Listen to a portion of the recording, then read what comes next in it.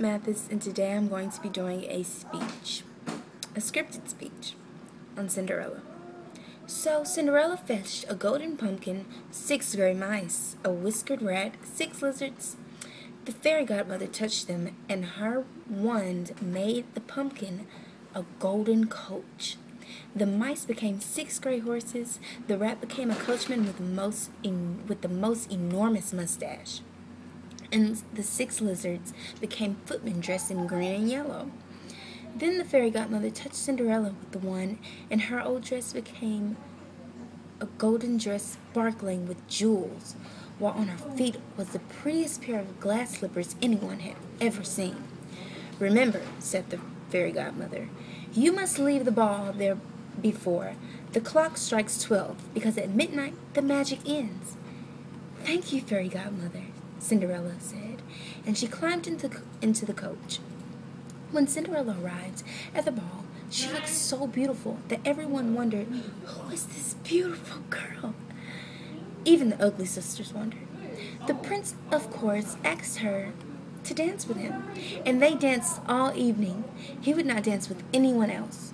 Now Cinderella was enjoying the ball so much that she forgot her fairy godmother's warning until it was almost midnight, and the clock began to strike. 1, 2, 3. She hurried out of the ballroom.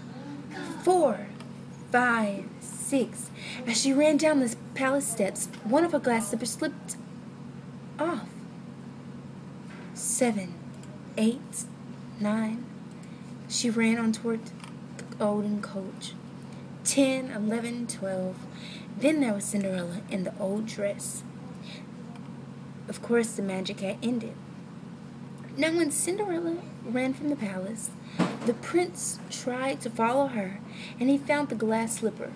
He said, "I shall marry the beautiful girl whose foot fits this slipper, and only her."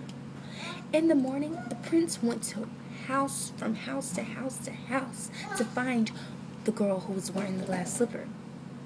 Every young lady tried to squeeze their foot into that slipper, but it wouldn't fit.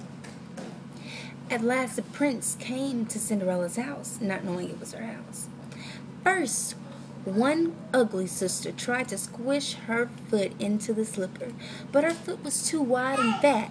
Then the other ugly sister tried to put her foot into it, but it was too long and thin. "Please," said Cinderella, "let me try." "The slipper won't fit you," said the ugly sister.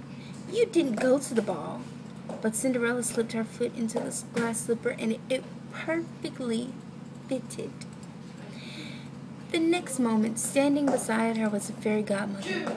She touched Cinderella with the wand, and there she was in the golden dress sparkling with jewels, and on her feet was the prettiest pair of glass slippers ever seen.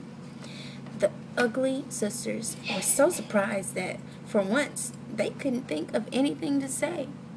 But the prince knew what to say. He asked Cinderella to marry him, and then there was a happy wedding. Everyone who had gone to the ball was invited, even the ugly sisters.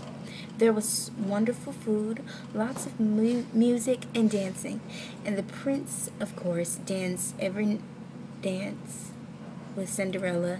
He would not dance with anyone else.